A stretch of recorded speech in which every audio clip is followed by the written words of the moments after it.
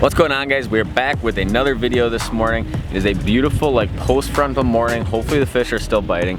It is hot, humid, and hazy out. We just had a huge storm system roll through the past couple days here. So hopefully the fish are still going and the bite should be on. It is 5:25 in the morning right now.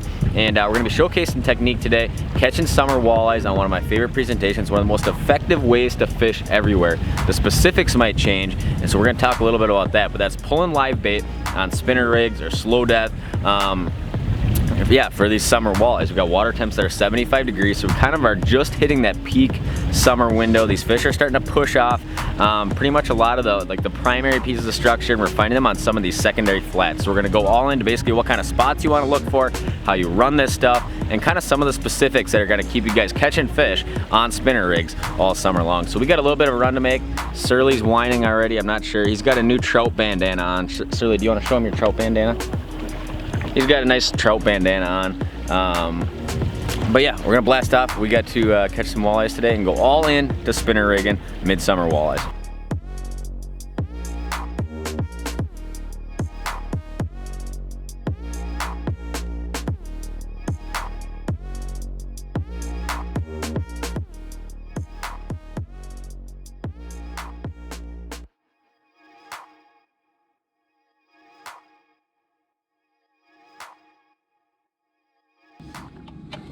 All right, well, we are hooked up.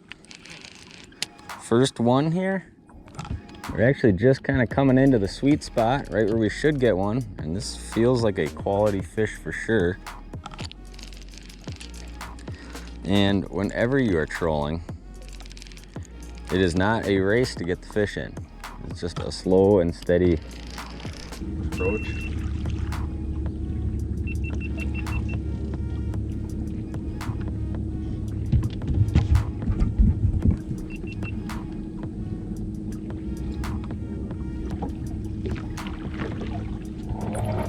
A slow and steady approach will almost always win. Obviously, always much easier by yourself. But if you don't have that option, basically just take your time. When I'm unclipping boards, I just kind of like to load the rod up like this, get it way out in front of me when I'm by myself, and then just kind of walk into it, keep it tight. We might double up here. We just came over another real nice pot of fish. He's kind of coming at me a little more now.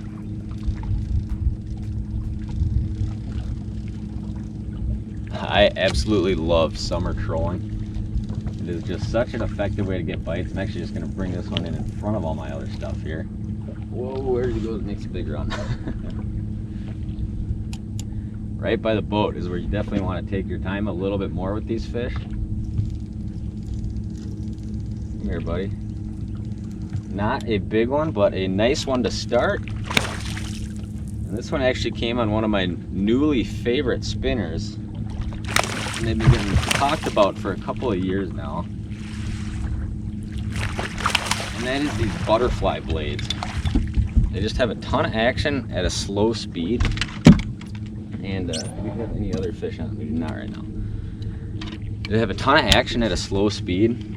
And especially if you're running leeches like I am today, these kind of one-hook rigs hook fish incredibly well. It's actually just like a slow death hook on these things, and you can see how well that fish is hooked right there. There he goes. And we'll go into all sorts of kind of what blades we're using and hooks we're using and all that kind of stuff. But there we go for the first 5 minutes. Not a bad way to start. It's about a 20-inch fish. See you later, buddy. Well, just caught that first fish about a minute ago. And we have a big kind of wall cloud out here. Not digging that, wind's picking up. It's definitely about to storm. So I think we're, unfortunately, although we've only been out here for 15 minutes, we're gonna have to pull off real quick and wait till this passes. It's not supposed to last for very long. So we'll take a quick siesta in the truck and get back after it.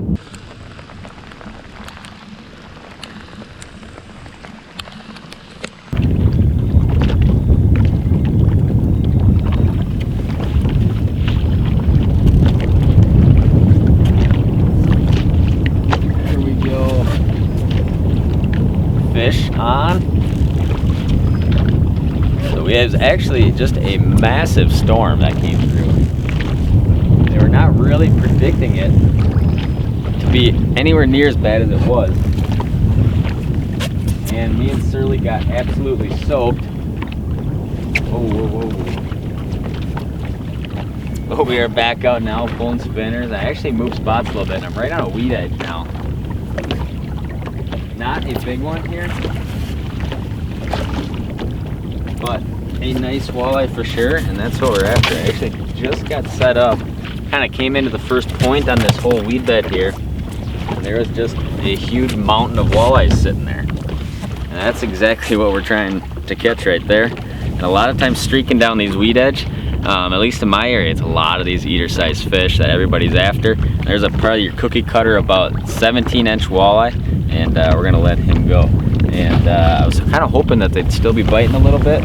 They only fish for about 10 minutes. Sometimes when you have a huge storm system go through like that, they'll kind of get all jostled around and they don't really want to bite anymore. And a lot of times when you have like storm front after storm front after storm front, it kind of puts them in a real weird mood. But good to see one biting, and the sun is out now, that huge storm's through, so hopefully we catch a few more.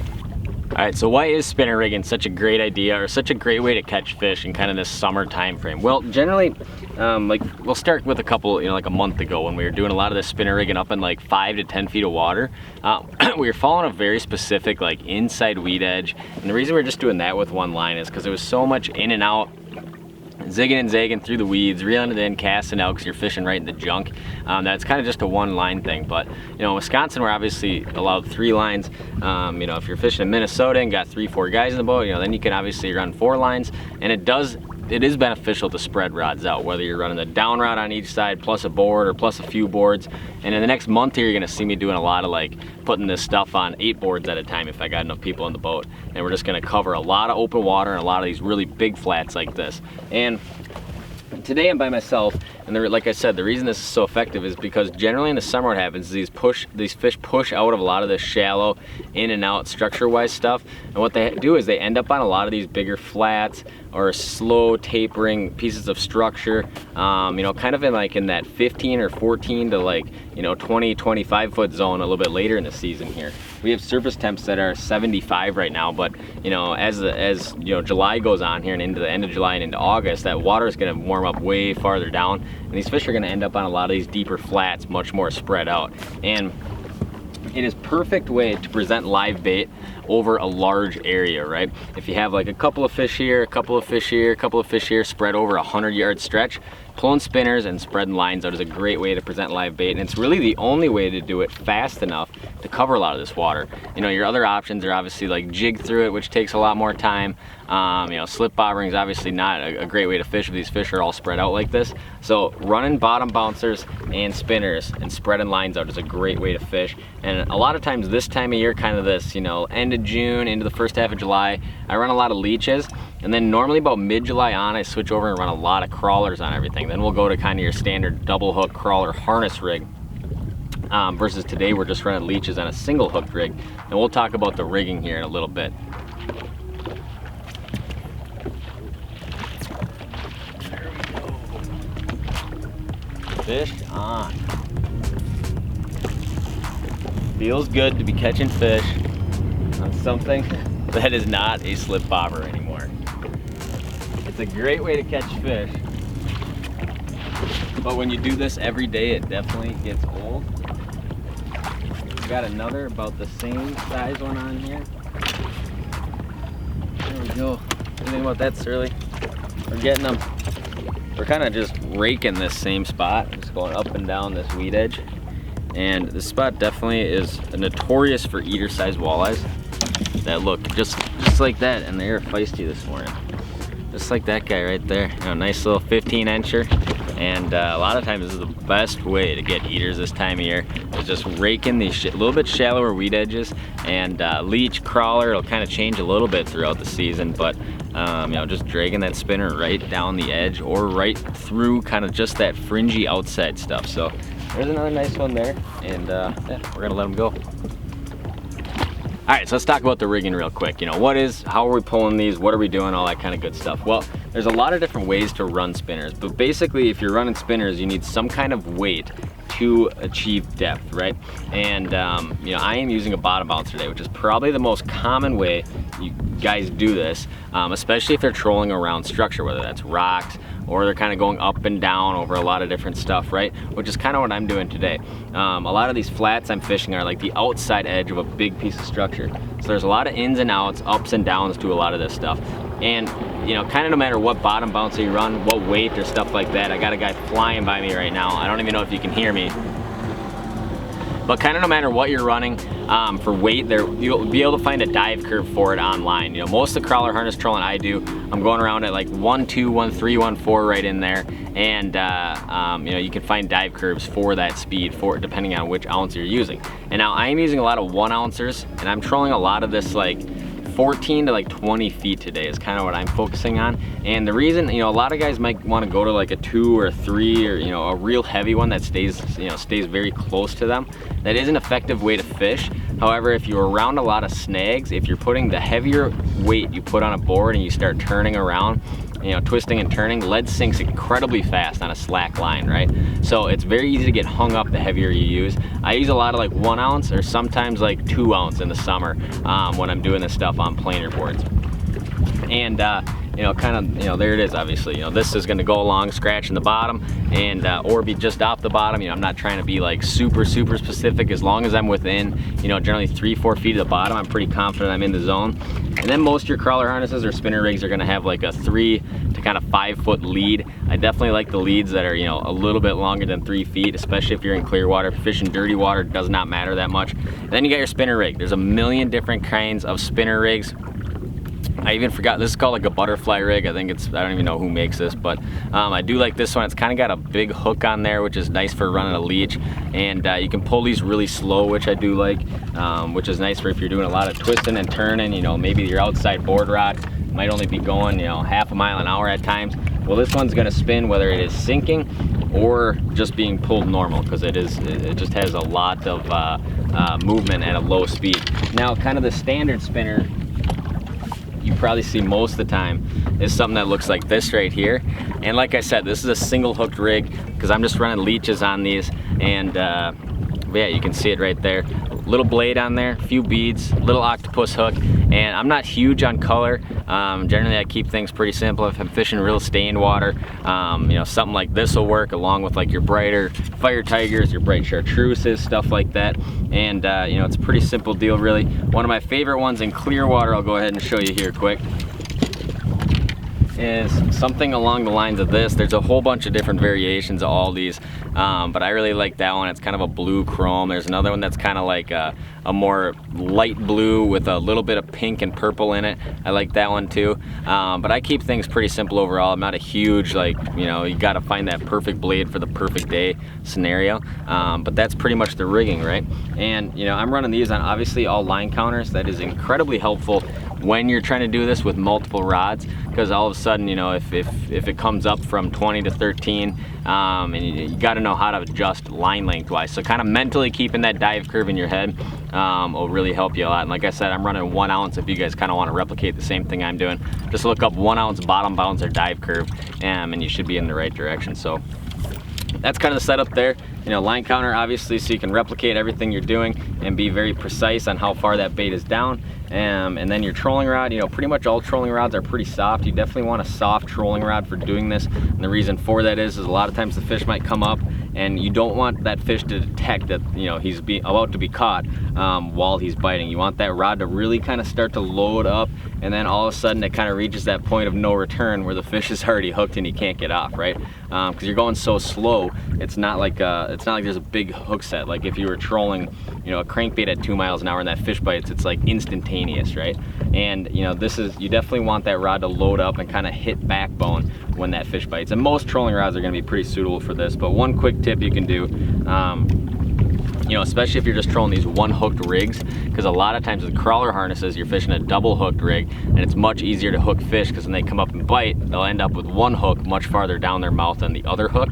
Especially if you're trolling these single hook rigs, take a file to them, right? I almost do this pretty much every time I start my day, just a little hook file, and and just make sure that thing is razor sharp, right? Because like I said, there's not a lot of pressure that sets the hook on these fish. It's almost the fish moving away from you that sets the hook most of the time. So keep those hooks super sharp and you're gonna be much more successful pulling harnesses.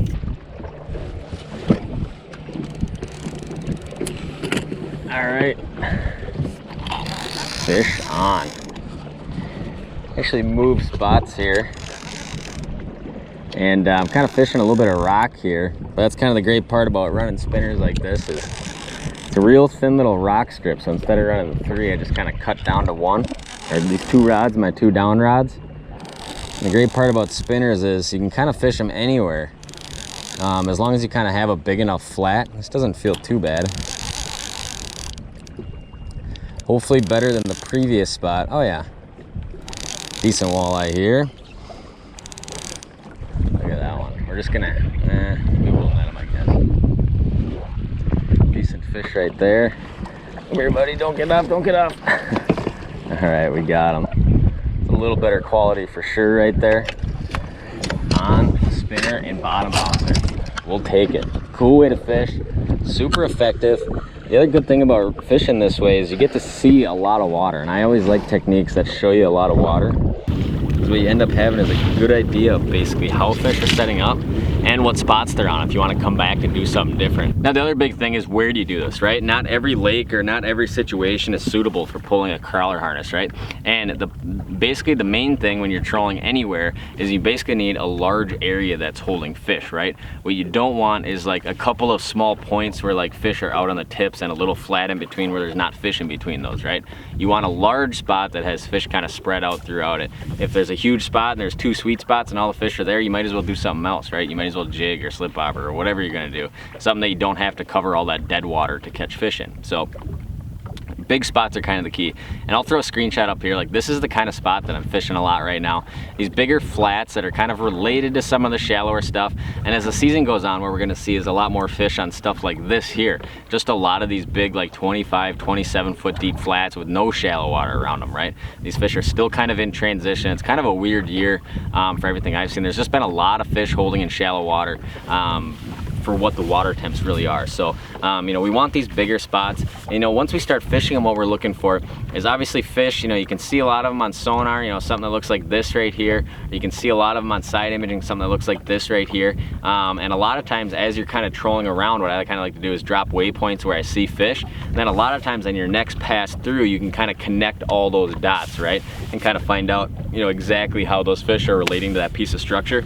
And that goes a long ways too, right? Trolling's all about repetition. So maybe that first pass through, you got some baits that are too high, some that are too low, and you catch a couple fish, but you see a bunch. Well, the next thing you do is you kind of know where they are because you waypointed them. You kind of fluctuate and get everything, you know, to the right depth. And you know, hopefully the rest of your day is super productive and you're staying on fish and catching more fish, right? Trolling's all about replication. So getting on these bigger spots, kind of mapping them out, seeing where there's fish, seeing where there's not, is definitely, like always, the key to catching more fish. All right, guys, well, that is going to do it for today's video. Just a quick little morning outing. It is 10:15 in the morning right now.